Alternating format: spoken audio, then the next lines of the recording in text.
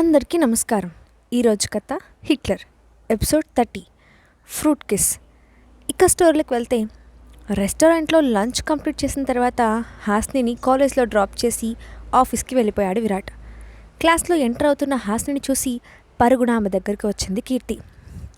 ఏంటి, ఎందుకంత కంగారు పడుతున్నావు అని అడిగింది హాస్ని. నీ గురించే, సడన్గా మీ నాన్నకి యాక్సిడెంట్ అయిందని వెళ్ళిపోయావు. ఏం జరిగిందో తెలియక కంగారు పడాల్సి వచ్చింది అన్నది కీర్తి. రిలాక్స్ యార్, నిన్ను బాగా కంగారు పెట్టేశాను కదా.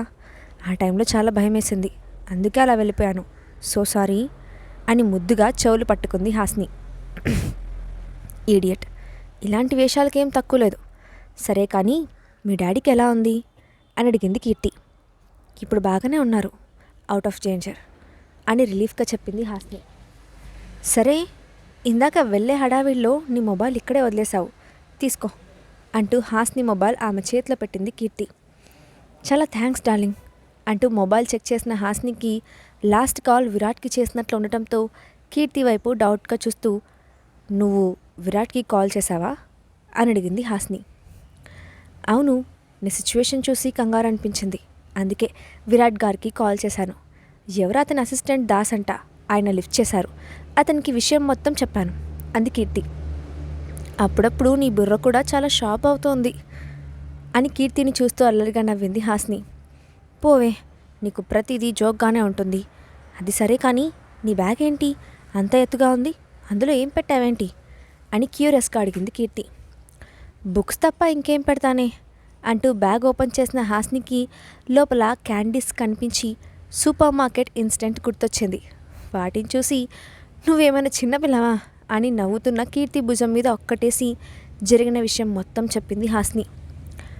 గాడ్, ఇంత జరిగిందా, నీ మీద అంత పగ ఎవరుకుందే బాబు అని కంగారుగా అడిగింది కీర్తి.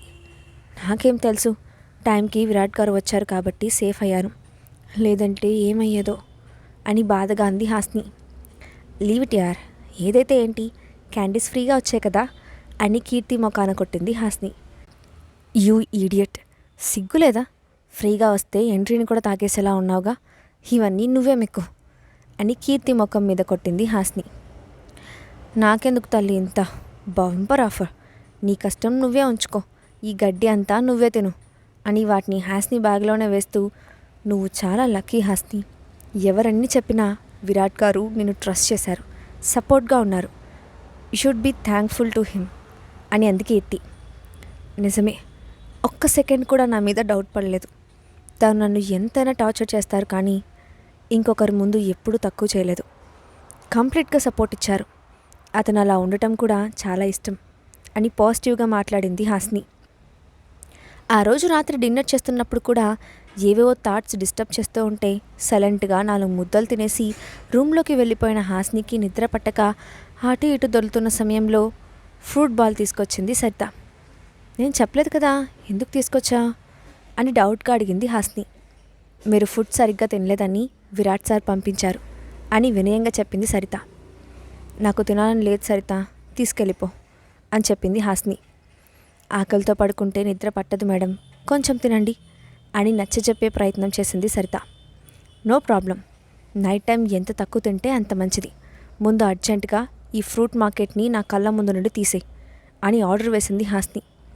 సరే మేడం, మీ ఇష్టం, ఏమైనా అవసరమైతే నన్ను పిలవండి అని చెప్పి అక్కడి నుండి వెళ్ళిపోయింది సరిత. ఆమె వెళ్ళిన అరగంటకే కడుపులో పేగులు ఆకలికి వింత వింత సౌండ్లు చేస్తూ ఉండటంతో, దేవుడా ఇంత ఆకలేస్తుందేంటి, సరిత ఫ్రూట్స్ తీసుకొస్తే నోరు మూసుకొని తినక పోసుకొట్టి బయటకు పంపాను, ఇక ఈ రాత్రికి అడ్జస్ట్ అవ్వడమే అనుకుంటూ కళ్ళు మూసుకొని నిద్రపోవడానికి ట్రై చేసింది. కాసేపటికి ఆకలి మరింత పెరగడంతో కిందకి వెళ్ళి ఏదో ఒకటి తిందామని పిల్లిలా ఒక్క అడుగు నిశ్శబ్దంగా వేస్తూ కిచెన్లోకి వెళ్ళింది హాస్ని. ఫ్రిడ్జ్లో ఉన్న కేక్ తీసి ఒకే ఒక్క బైట్ చేసిందో లేదో, ఫ్రిడ్జ్లో ఉండి కేక్ తీసుకొని తినేస్తున్న దొంగపిల్లి ఎవరు అని ఒక గంభీరమైన వాయిస్ వినిపించింది. ఆ గొంతు ఎవరిదా అని తిరిగిన హాస్నికి కిచెన్ ఎంట్రన్స్లో కనిపించాడు విరాట్. దాంతో కంగారు పడుతూ, నా పేరు హాస్ని, దొంగపిల్లని కాదు అని ఉక్రోషంగా అంది. అర్ధరాత్రి కిచెన్లో సీక్రెట్గా తినేవాళ్ళని మా ఊర్లో అలాగే పిలుస్తారు అన్నాడు విరాట్. నిద్ర పట్టక వాక్ చేస్తుంటే ఈ కేక్ పీస్ ఏమో రారా అని పిలిచాయి. పాపం తినకపోతే ఫీల్ అవుతాయని ఏదో కొంచెం టేస్ట్ చేశాను, అంతే విరాట్ గారు అని పిలికిలిచ్చింది హాస్ని. రియలీ అంటూ కేక్ మీద చెర్రీని తీసి అదురుతున్న హాస్ని ఎర్రటి పెదాల పక్కన పెట్టి ఆ రెండు ఒకేలా ఉన్నాయని ఇంటెన్స్డ్గా అంటున్న విరాట్ మాటలకు సిగ్గుపడుతూ, చెర్రీ నాది, ఇవ్వండి అంటూ చేయి చాచింది హాస్ని. వెంటనే ఆ చెర్రీని తన లిప్స్ మధ్యలో పెట్టుకొని, తీసుకో అన్నట్లు హాస్నికి సైగ చేశాడు విరాట్. ఇది చీటింగ్, నాకేం అక్కర్లేదు, మీరే తినేయండి అంటున్న హాస్ని మాట కంప్లీట్ అవ్వకుండానే విరాట్ పెదవుల మధ్య ఉన్న చెర్రీ హాస్ని నోట్లోకి వచ్చేసింది. ఇప్పుడు మీరేం చేశారు అని షాకింగ్గా అడుగుతూ చూసింది హాస్ని. తినిపించాను అంటున్న విరాట్ వైపు చిరుకోపంగా చూస్తూ, ఇలా ఎవరైనా తినిపిస్తారా అని అడిగింది హాస్ని. ముద్దుగా ఉన్న హాస్నిని మురిపెంగా చూస్తూ కిచెన్ ప్లాట్ఫామ్ మీద కూర్చోబెట్టి కేక్ తినిపించడం స్టార్ట్ చేశాడు విరాట్. నేను తింటాను, ఇలా ఇవ్వండి అని అంటున్న హాస్ని మాట పట్టించుకోకుండా కంప్లీట్గా తినిపించి ఒక గ్లాస్ మిల్క్ కూడా తాగించి అప్పుడు వదిలాడు విరాట్. అప్పటి వరకు సైలెంట్గా ఉన్న హాస్ని, ఎందుకు ఇదంతా చేస్తున్నారు అని నెమ్మదిగా అడిగింది. నాకు అనిపించింది, చేశాను, దట్స్ ఇట్ సింపుల్గా చెప్పాడు విరాట్. అతని మాటలు హాస్ని మనసులో తెలియని అలజడిని కలిగిస్తుంటే తనను తాను కంట్రోల్ చేసుకోలేక ఒక్కసారిగా విరాట్ కాలర్ పట్టుకొని దగ్గరకు లాక్కొని గట్టిగా హక్ చేసుకుంది హాస్ని. ఏదో ఫీలింగ్ శరీరాన్ని తీయగా కమ్మేస్తుంటే తెలియకుండానే తన పెదాలను విరాట్ పెదాలకు దగ్గరగా తీసుకెళ్ళి ఇంచ్ గ్యాప్లో ఆపేసి తన్మయత్వంతో కళ్ళు మూసుకుంది. ఎంతసేపటికి అతని నుండి రెస్పాన్స్ రాకపోవడంతో కళ్ళు తెచ్చిన హాస్నికి తననే అల్లరిగా చూస్తూ కనిపించాడు విరాట్. ఎందుకు అలా చూస్తున్నారు అని అడిగిన హాస్నితో, నేను కిస్ చేస్తానని వెయిట్ చేస్తున్నావా బేబీ అని డీప్ వాయిస్తో అన్నాడు విరాట్. నేనెందుకు వెయిట్ చేస్తాను అని సీరియస్గా మొహం తిప్పుకుంది హాస్ని. ఇప్పుడు నువ్వు చేసిన పని ఏంటి సూటిగా అడిగాడు విరాట్. అది ఏదో తెలియని ఫీలింగ్లో అని విరాట్ను ఫేస్ చేయలేక సిగ్గుతో రూమ్లోకి పారిపోయింది హాస్ని.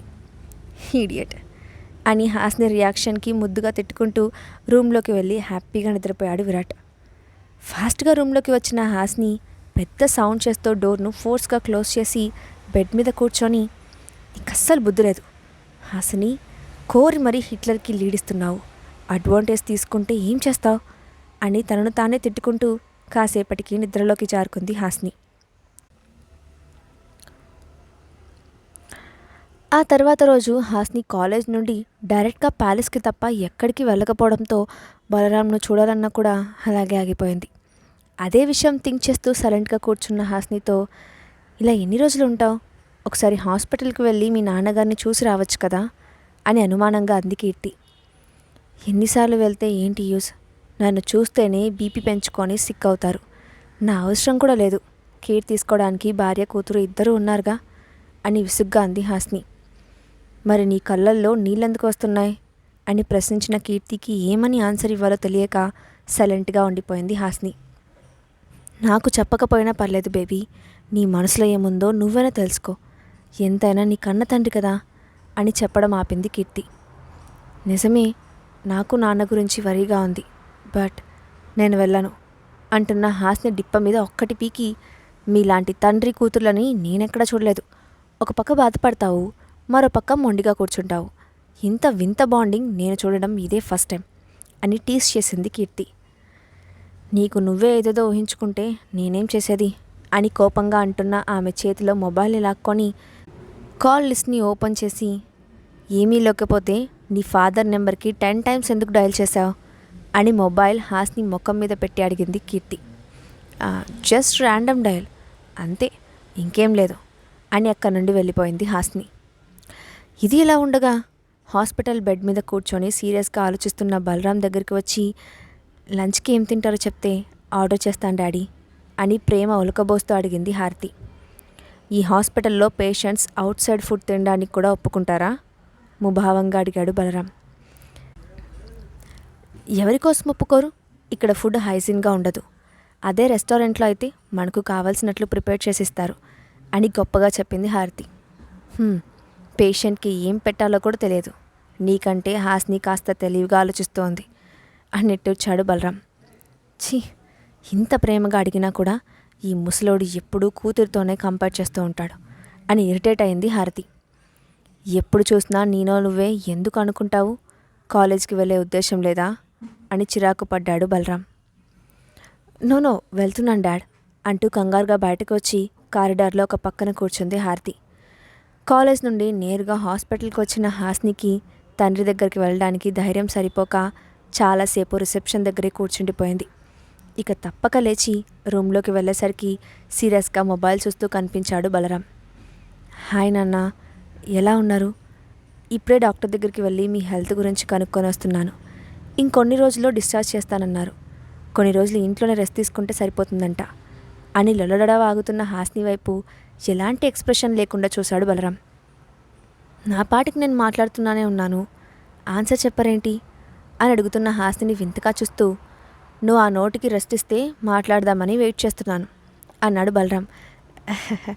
అబ్జర్వ్ చేయలేదు, సారీ అంటూ చొరవగా అక్కడ ఉన్న ఫ్రూట్స్ కట్ చేసి బలరాం నోట్లో పెట్టింది హాస్ని. చాలా రోజులకు కూతురు తనతో చనువుగా బిహేవ్ చేస్తుంటే హ్యాపీగా ఫీల్ అవుతూ సైలెంట్గా తిన్నాడు బలరాం. ప్రతి తండ్రికి కూతురే ఫస్ట్ లవ్ అంటారు, కానీ మా నాన్నకి మాత్రం ఇంకెవరో అని బలరాంను ఊరగా చూస్తూ అంది హాస్ని. సడన్గా నీకు పిచ్చి పడుతుందా? ఎందుకు సమయ సందర్భం లేకుండా ఏదో ఒకటి అంటావు అని అసహనంగా అన్నాడు బలరాం. మిమ్మల్ని చూస్తేనే నాకు నోరు కుదురుగా ఉండదు నాన్న, ఏదో ఒకటి అనాలనిపిస్తోంది, నేనేం చేయను అని క్యాజువల్గా అంది హాస్ని. ఈ తెలివితేటలకేం తక్కువ లేదు అని మళ్ళీ ఫోన్లో తలదూర్చిన బలరాంను చూసి, ఎక్కువగా మొబైల్ యూజ్ చేస్తే కళ్ళు స్ట్రెయిన్ అవుతాయి అని చేతిలో మొబైల్ని లాక్కొని పక్కన పెట్టింది హాస్ని. సర్లే గోల చేయకు అని ఫ్రూట్స్ తింటూ, ఆదివారం ఎందుకు రాలేదు అని అడిగాడు బలరాం. కొంచెం వర్క్ ఉంది అందుకే రాలేదు అన్నది హాస్ని. నువ్వు హాస్టల్లో ఉన్నావా లేక వివిఆర్ ప్యాలెస్లో ఉన్నావా అని సూటిగా అడిగాడు బలరాం. విరాట్ గారి ప్యాలెస్లోనే ఉంటున్నాను అని బదులిచ్చింది హాస్ని. కన్న తండ్రితో డైరెక్ట్గా విషయం చెప్పడానికి భయమేయడం లేదా అని ఆశ్చర్యంగా అడిగాడు బలరాం. మీకు అబద్ధం చెప్పడం ఇష్టం లేదు అని చిన్నగా చెప్పింది హాస్ని. విరాట్కి దూరంగా ఉండమని నేను ఇంతకుముందు హెచ్చరించాను, అయినా నా మాట వినలేదు. నిజం చెప్పు, వివిఆర్ తన ప్యాలెస్లో నిన్ను బలవంతంగా ఉంచాడా అని అనుమానంగా చూశాడు బలరాం. విరాట్ గారికి అంత అవసరం ఏముంది నాన్న అని అడిగిన హాస్ని వైపు డౌట్గా చూస్తూ, నువ్వు విరాట్ని ఇష్టపడుతున్నావా అని అడిగాడు బలరాం. అవును అన్నట్లు తలూపిన హాస్ని వైపు కోపంగా చూస్తూ, నువ్వేం చేస్తున్నావో తెలుస్తుందా హాస్ని అని ఆవేశపడ్డాడు బలరాం. ప్లీజ్, ఇలాంటి కండిషన్లో మీరు హైపర్ అవ్వడం అంత మంచిది కాదు. కొన్ని రోజులు ఓపిక పట్టండి, మనం ఈ విషయాలన్నీ తర్వాత డిస్కస్ చేద్దాం, ముందు మీరు తినండి అన్నా అని అంది హాస్ని. ఒక పూట తినకపోతే నేనేం చచ్చిపోను, నువ్వు చేస్తున్న పనులకి నాకు హార్ట్ అటాక్ వచ్చేలా ఉంది అని సీరియస్గా అన్నాడు బలరాం. మీరు ఎందుకు ఇంత సీరియస్ అవుతున్నారో నాకు అస్సలు అర్థం కావట్లేదు నాన్న, విరాట్ గారికి ఏం తక్కువ నాన్న అని ప్రశ్నించింది హాస్ని. అన్నీ ఎక్కువే, అదే కదా నా బాధ. అతనికి పవర్తో పాటు శత్రువులు ఎక్కువ. అతని వల్ల నీకేదైనా జరిగితే నేనెలా తట్టుకోను? పోనీ విరాట్ నిన్ను పెళ్లి చేసుకుంటాడా అంటే అది కూడా లేదు. నీ లైఫ్ స్పాయిల్ అవుతూ ఉంటే చూడడం నా వల్ల కాదు, అందుకే నిన్ను ఇంతగా ఫోర్స్ చేస్తున్నాను అన్నాడు బలరాం. నాకు ఆల్రెడీ పెళ్ళైపోయిందని తెలిస్తే ఏమైపోతారో అని మనసులో అనుకుంటూ, నిజం చెప్పండి, మీరు ఇదంతా హారతి కోసం చేస్తున్నారు కదా అని అనుమానం వ్యక్తం చేసింది హాస్ని. హాస్ని మాటలకి బలరాం రియాక్షన్ ఏంటి? విరాట్కు దూరంగా ఉండే విషయంలో బలరాం హాస్నిని కన్విన్స్ చేయగలిగాడా? నెక్స్ట్ పార్ట్లో చూద్దాం. ఈ స్టోరీ అప్డేట్ ఎలా ఉందో మీ ఒపీనియన్ని కింద కామెంట్ బాక్స్లో షేర్ చేయండి. అలాగే ఇలాంటి మరిన్ని స్టోరీస్ కోసం మా ఛానల్ని సబ్స్క్రైబ్ చేసి పెట్టుకోండి. Thanks for watching.